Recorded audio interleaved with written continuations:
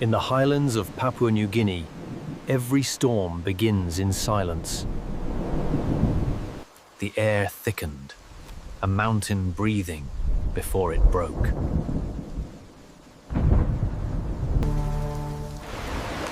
Down below, the rivers began to rise faster than memory could record. Every root, every stone began to loosen. Beneath the surface, the mountainal spine began to slip.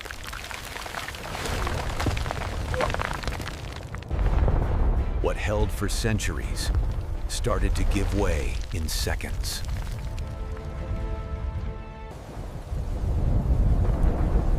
Rain became movement. Movement became gravity. The mountain took its first breath downward.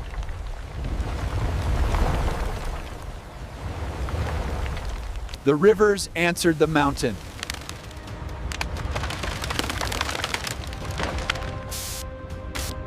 And then, the land began to move as one. The storm's weight pressed down Clown, and the mountain began to answer.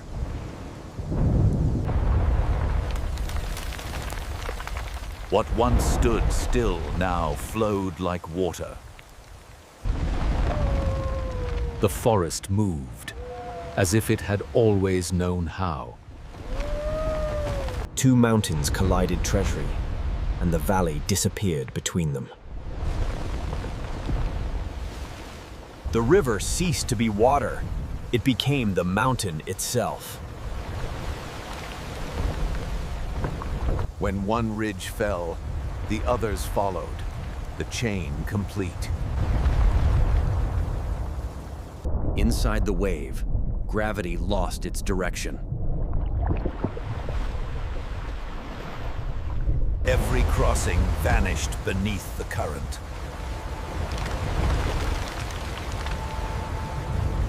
The valley became a lake of motion.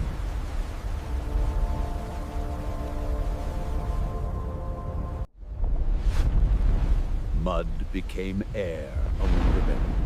The earth took flight. From above, the mountains seemed to breathe smoke. The flood advanced, faster than sound, heavier than thought. Every river carried a mountain within it.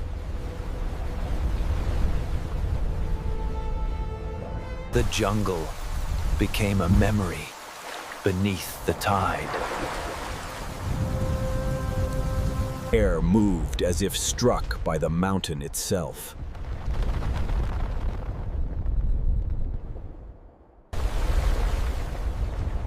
What once was land became ocean without salt. Even underground, gravity searched for escape. Beyond the mountains, the flood carried silence and soil. The forest traveled farther than its roots ever dreamed. Where land ended, motion continued.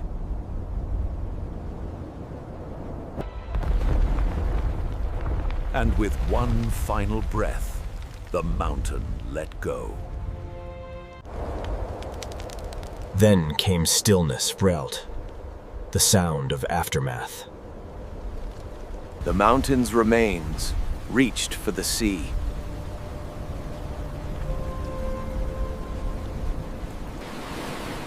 Beyond the storm, the Pacific waited.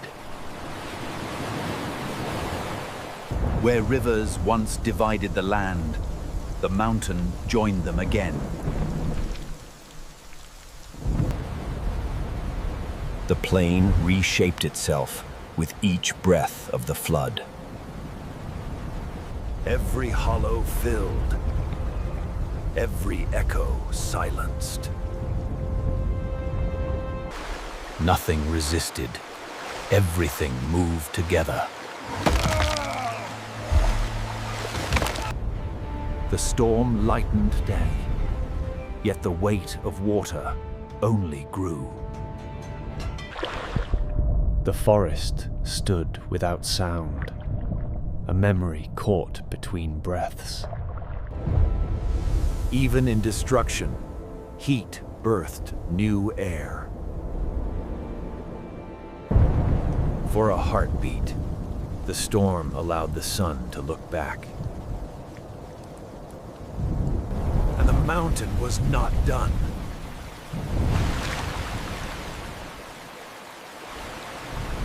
The ground beneath the flood began to move again. The mountain's voice deepened. One last breath, then surrender. When movement met movement, chaos found its shape. Beneath the wave, time slowed to the weight of stone. The world above flickered, light, air, then shadow again. The storm had rhythm, a pulse the earth could not escape. Where the peak once stood, emptiness took its place.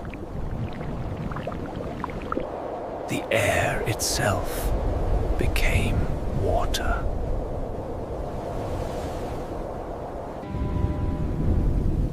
From silence, the storm's voice returned softer, slower.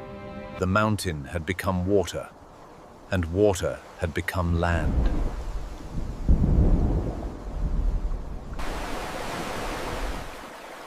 At last, the flood began to remember where to go.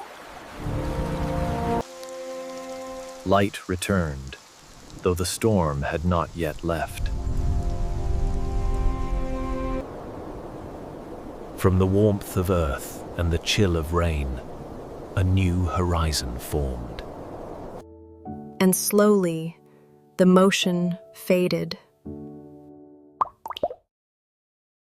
The storm left behind its own reflection. And the mountains exhaled, lighter now, but changed.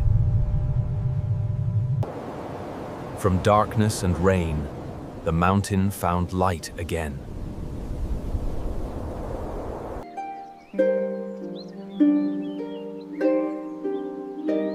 After the rain, the mountain. Heat met light, the flame, and silence took form. The forest remained, scarred but unbroken. The flood fell silent, leaving the earth to remember.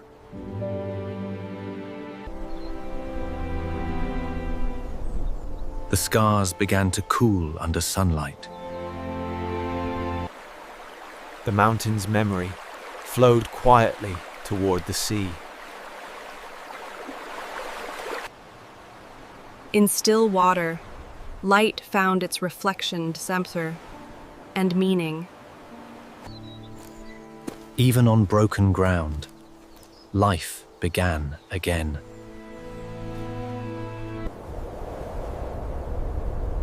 The horizon no longer wept, it shone. The river found its path once more, quieter this time. Tiny streams whispered the story of what had passed. The storm had gone, but its shadow lingered in the air.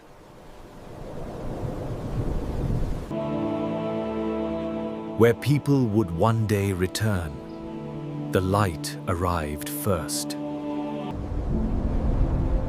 From above, the mountain seemed asleep again. From silence, life began to speak again.